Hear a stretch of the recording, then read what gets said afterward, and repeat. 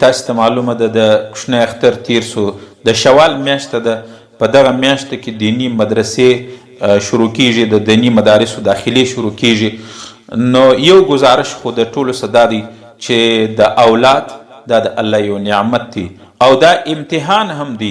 الله ګوري چې دا کم نعمت ما د تور کړی دی د دې نعمت قدردانی کوي، د دې نعمت صحیح استعمال کوي. اولاد دا ما او تا نه دی پیدا کړي، الله را کړي دي. دا الله دا نعمت امتحان د پاره را کړي دي چې زه وګورم چې دی دغه نعمت د اولاد په څه باندې لګي. نو عزیزانو یو خبره خدا ده چې په خپل اولاد باندې دین زده کو، په اولاد باندې قرآن زده کو او اولاد علما جوړ کو. د قیامت په ورځ به دغه اولاد بیا زما او ستا د خلاصون او د جنت سبب جوړیږي. تاسو نه دی ویلي پیغمبر علیه السلام فرمایي چې کم چا په خپل بچی باندې صرف په ناظره باندې قرآن ووایي، دغه یې قرآن په زده کې ورته ګوري، د قیامت په ورځ به د هغه مور و پلار ته داسې تاج او داسې لباس د جنت الله ور واغوندي چې د هغه رڼا د دې دنیا د رڼا به ډېره زیات وي. د دنیا لمر به د هغه په مابین کې تور سي، خړ به سي، د هغه رڼا به ختمه سي. نو او چې څوک په خپل بچی باندې حفظ وکړي، لس هغه کسان چې پوخ د جهنم پر گیټ او دروازه باندې نوم لیکلی دا پوخ جهنمی دی، حافظ قرآن به هغه کسان د جهنم سره کاږي او در لاس به نسی جنت له به راولي. حافظ قرآن به دا اعزاز وي چې د څه به څوک پوښتنه نسی کولی، نه به کوي چې حافظ قرآن دا خو پوخ جهنمی او دوزخي دی. حافظ قرآن اعزاز بدای دا پوخ جهنمی به جنت ته راولي. په دې وجه په خپلو بچانو باندې دین زده کړي، په خپلو بچانو باندې قرآن زده کړي، علما یې جوړ کړي، حفاظ یې جوړ کړي. یو حدیث کې راځي عالم دین دا به د 800 کسانو شفاعت به کوي. د خپل بچانو سره علما جوړ کړي، حافظان جوړ کړي، نو دا بچان به د قیامت په ورځ بیا زما او ستا د خلاصون ذریعه او سبب کني. په الله مې دې قسم کچیری می بچانو باندې دین نه کوي زده، د دنیا کې به هم او د الله په حضور کې په قبر کې به هم، په میدان محشر به هم بیا افسوس کو، ارمان به کو، حسرت به کو، هلته به بیا شرمنده یو او بیا به ژاړو چې کاش کې په خپل اولاد می دین زده کړی. زموږ مرشد حضرت مولانا فیر ذوالفقار صاحب دامت برکاتهم یو واقعه بیانوي، وایي په یو جزیره کې په سمندر کې یو کشتي والاو کشتي روانه و، نو د سکول د کالج الکوان هغه ورسره کښېنستل د یو د جزیرې څخه بلې خواته وړي. نو هغه ماشومان الکوان دي، هغه د دې کشتیبان څخه د کشتي چې کوم ډریور دی هغه څه پوښتنه وکړه. یو شوخي کې یو هلک ورته وایي کاکا جانه ستا ریاضي او میت زده دي؟ هغه وایي بچي زما خو کشتیبان یم، ما دا شی نه دی ویلی. ابل ورته کاکاجي ستا انګلیش زده دی؟ ابل ورته وایي ستا ریاضي زده ده؟ ابل وایي ستا کاکا جانه فیزیکس او کیمستري زده ده؟ د ټولو په جواب کې کشتیبان ورته وایي بچي زما دا شیان نه دي زده. ټول الکوان ورته وایي چې کاکا جانه نو تا خپله نیمه زندګي هغه برباد کړې ده چې دا شیان ستا نه دي زده. لږ چې مخته روانو سفر کشتۍ روانه سو، نو په دریاب کې طغیاني راله، د دریاب اوبه پورته او کښته کیږي او هوا وچلېدې. خطره د دې پیدا سو چې کښتۍ به اوس هغه کیږي ډوبیږي. نو د ملاح د کشتیبان په الکوانو باندې غږ وکړي، ول بچیه ستی تیراکي او اوبازي زده ده؟ که کښتۍ غرقه سوله ډوب سوله تاسې به ډوبېږئ، اوبازي مې زده ده؟ هغه ورته وویله چې موږ خو د سکول الکوان یو، موږ خو اوبازي نه ده زده. نو کاکا جان ورته وویله، کشتیبان او ملاح ورته وویل چې بچیه چې اوبازي مې نه ده زده، زما خو نیمه عمر ته ضایع بالی، زه وایم چې تاسې خپله ټوله زندګي برباد کړه. نو عزیزانو یو خبره خدا ده چې خپل بچان چې څوک په دین باندې نه خبره کی، هغه دنیا هم برباد کړه او آخرت هم برباد کی. د الله په حضور کې به، د الله په میدان محشر به د الله په حضور کې شرمنده ای.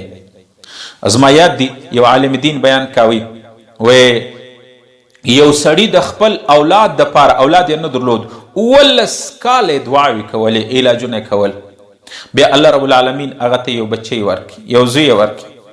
هغه عالم فرمایي چې 19 کاله بعد ټیک دا سړی بیا ما ولیدی، ما څه پوښتنه کوله چې ته د علماو څه پوښتنه وکړه چې مولوي صاحب مفتي صاحب زما دا بچی اوس د 19 کالو دی، دومره نافرمانه دی، دومره سرکشه دی چې اوس زه تنګ یم د خپل بچی سره، زه د خپل بچی ته زهر ورکولی سم، زه د خپل بچی قتلولی سم که نه سم قتلولی.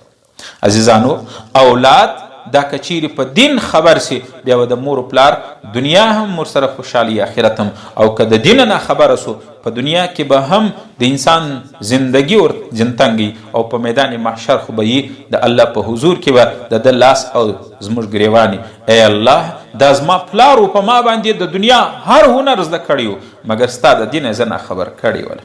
دغه لوڼې دغه زامن د میدان محشر به د الله په حضور کې د خپل پلار ګریوان نسی، او د الله په حضور کې به په عدالت کې به پیش ای الله زما پلار زما مور په ما باندې د دنیا هر هنر زده کړي مګر ستا قرآن ستا دین په ما نه زده کړي. الله که زه نن مجرم یم، زه نن د جنت باید نه لرم، زه جنت ته ولاړ سم، زه د جنت محروم یم، نو د دې ذمهوار زما پلار و، د لور به وای زوی به وای زما پلار او زما مور او زما سرپرستانو. الله اول د دوی سه حساب وکړه. بله خبره دا چې اولاد نیک وي، د اولاد په نیکی باندې کله کله یو سړی ډیر ګناهګار په خپل اعمالو باندې نه خلاصیږي مګر د اولاد په عمل باندې، د اولاد په دین باندې، د اولاد په قرآن باندې، د اولاد په لمانځه باندې، د اولاد په عبادت باندې د مور پلار هغه نجات هم کیږي. مولانا شمس الحق افغانی رحمه الله تعالی یو واقعه بیان کړې ده. هغه وایي یو ځوان و، هغه ډیر مجرم و، د دنیا هر لوفري، د دنیا هر ګناه هغه یې کړی و، ډیر مجرم انسان و، ډیر ګناهګار انسان ځوان و. خو چې کله مړه کېدی نو د خپل کور والا زنانه بې ادبي معاف زنانه حامله و، په نس کې بچی و، خپله ښځې راوغوښتله بیا هغه ته وصیت وکړي چې ښځې زه خو مرم او زما یقین دی 100% می دا یقین دی چې زه څنګه قبر لزم د قبر د عذاب سره به زه مخامخ کېږم. الله به ماته د خپلو ګناهو سزا په قبر کې راکوي، په میدان محشر به راکوي، او په جهنم کې به مې الله اچوي. خو زه یو چانس لرم، زه یو امید لرم، کېدلی سي چې د هغه په وجه باندې الله ما د دې عذاب څخه خلاص کړي. ښځې ته یې وصیت وکړي چې ستا په نس کې کم بچی دي که دا الک پیدا سو او دا د خبرو سو نو په دې باندې به د الله دین زده کوي، په دې باندې به د الله دین زده کوي. د دغه ځوان متعلق عیسی علیه السلام هغه په قبرستان باندې راتېرېدی. دا سړی د مرګ بعد چې په قبر کې پټ سو د هغه خپلو ګناهو په وجه باندې په ډېر عذاب مبتلا و. عیسی علیه السلام ته الله دا معجزه بیا ورکړې وه چې په قبر کې دننه د مړي حالت ور معلومېدی چې دا مړی په عذاب کې دي که په راحت کې دي. عیسی علیه السلام چې کله تېرېدی په قبرستان باندې الله د دې مړي حالت ورښکاره کړي، ډېر په تکلیف کې دی، ډېر په آه او په عذاب کې دی. عیسی علیه السلام ډېر پریشانه سو، خیر لیرې روان و، بیا او چې خپل سفر یې وکړي. د هغه بعد یو څو کاله بعد بیا حضرت عیسی علیه السلام په هغه قبرستان باندې په لار تېرېدی. خیال رالی چې په دې قبر کې خو یو ځوان ولو ډېر په تکلیف و، ډېر په عذاب باندې مبتلا و. تراسه دغه حالت وګوره. عیسی علیه السلام چې هغه مړي قبر لرالی، هغه مړي باندې د جنت کړکیانې را خلاصې دي، هغه ډېر خوشحاله دی. بیا د الله څخه دعا وکړه ای الله دا خو هماغه ځوان دی چې څو وخت مخکې په قبر کې ډېر په عذاب اخته و، د مرګ بعد کم عمل ده وکړي چې اوس د قبر عذاب یې لرې سو. الله رب العالمین وحی ورته وکړي چې عیسی د مرګ بعد د اولاد په عمل باندې مې د ده ته خلاصون ورکړي. دې سړي چې کله د مرګ حالت رالی خپله ښځه راوغوښته حامله وه، هغې زنانې ته دا وصیت وکړي چې که دا بچی سو هلک پیدا سو د خبرو سو نو دا به بیا د الله کلام د الله دین به د الله کتاب به په زده کوي، د الله کتاب به په ده باندې په دې بچي باندې زده کوي. الله رب العالمین عیسی علیه السلام ته وویله چې یقینا دا ډېر مجرم و ګناهګار و چې قبر لرالی د قبر د عذاب سره مخامخ سو، لیکن چې کله د ده بچی د خبرو سو د وصیت مطابق هغه مور هغه بچی راواستی، هغه د وخت عالم ته قاری ته کښېنوي چې کله هغو د الله کتاب ورته وایي بسم الله الرحمن الرحیم.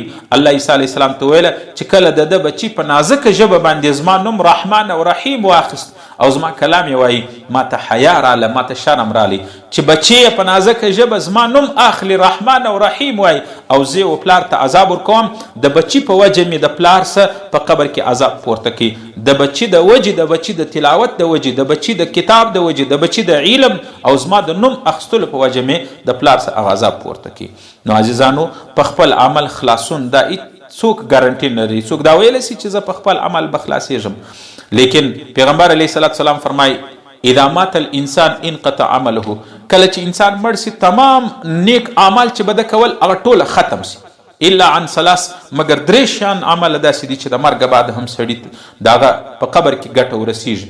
یو علم نافع دی، تا یو چاته علم او سبق و دین ور وښوی، د مرګ بعد هغه چې څومره په دې دین باندې عمل کوي دې سړي له په قبر کې د دې اجر او ثواب را رسیږي.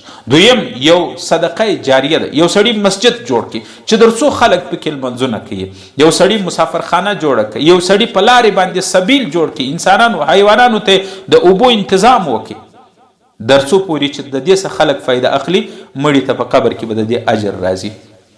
دغه رقم یو سړي نیک صالح اولاد خپل اولاد ته صحیح دین ور وښوي، قرآن یې ور وښوي، علم یې ور زده کړي، ته قبر کې به پروتي د بچانو چې څومره قرآن تلاوت کوي، علم وایي، لمونځ کوي، عبادت کوي، تلاوت کوي، ذکر کوي، د دین کار کوي، د دې ټولو اجر به په قبر کې و خپل پلار ته او والد ته رسیږي.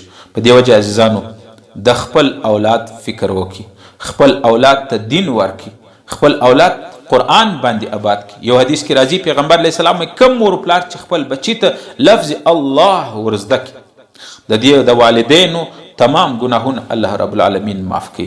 په دې وجه خپل اولاد په دین خبر کی.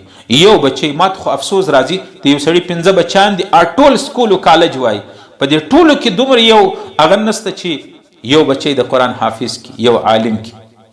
په دې وجه عزیزانو خپل بچان دا ستاسې خپل بچان نه دي، الله امانت موږ تاسې ته راکړي دي. په خپلو بچانو باندې دین زده کو، علم په وکړو، د قرآن حافظان یې جوړ کو، د قرآن عالمان یې جوړ کو. یو او که چیرې مې په خپل اولاد باندې دین نه کوي زده، په دنیا کې به هم د اولاد زموږ دپاره عذاب وي، په میدان په قبر کې به هم په میدان محشر کې به هم د اولاد لاس او زموږ ګریوان د الله په حضور کې به شرمنده وي، په دنیا کې به هم زموږ دپاره عذاب. په دې وجه عرض و گزارش دادی چې خپل اولاد د اوس مدارسو داخلي شروع کیږي، خپل بچیان هغه دین ته ورکړي، خپل لوڼې خپل زامن هغه دین ته ورکړي. ډېر خلک خو دا خبرې هم کوي، ځینې ملا نما خلک هم دا خبرې کوي چې د نجونو او د زنانو تعلیم د نجونو مدرسې دا نه دي صحیح. زه دې خلکو ته اریان یم او په دې باندې ځینې ملایان باقاعده خبرې کوي د نجونو تعلیم کله په اسلام کې و، د زنانو تعلیم کله په اسلام کې و. زه دې خلکو ته دې ملایانو ته اریان یم چې دوی دا فکر ولې نه کوي د نجونې که کالج لځي، که یونیورسټۍ لځي، هلته په هاسټلانو کې شپې کوي، که اسپتالو لځي هلته نرسي، هلته کمپیوټراني، هلته ډاکټري علم ډاکټري کورس ویلو دپاره تللی سي، سکول لځي، کالج لځي، بازارو لځي، شاپینګ مارکیټو لځي. که یو نجلۍ په پرده کې دینی مدرسې له ولاړه، بیا په دې باندې موږ تقریرونه کوو، په دې باندې خبرې کوو چې د نجونو تعلیم د زنانو تعلیم نو کله په اسلام کې ولو. زه حیران یم دې خلکو ته چې په دې خبرو باندې څه ګټه دوی ته رسیږي. که یو نجلۍ د سکول دپاره وتل گنجایش وي، د سکول دپاره د دنیوي تعلیم د ډاکټري دغه رقم یو انجلۍ یو زنانه هغه مارکیټو ته د خپل کور د ضرورت د سامان اخیستلو دپاره وتلی سي او غله پرده وي یا بې پرده وي، که یو نجلۍ په پرده کې وځي د علم د دین د قرآن د زده کړې دپاره، بیا په دې ته خلاف شریعت ویل زه هم دا مناسب نه دي علما یا د یو چا دپاره چې داسې خبرې کوي. الله رب العالمین دی د اولاد د حقوقو ادا کولو توفیق موږ ته نصیب کړي. زموږ اولادونه دي په دین باندې آباد کړي. که چیرې اولادونه په دین آباد سو، دنیا به مې هم جنتي، آخرت به هم جنتي. الله چې څه مې ویل څه واورېدل په دې باندې عمل کول توفیق نصیب کړي. واخر دعوانا ان الحمد لله رب العالمین.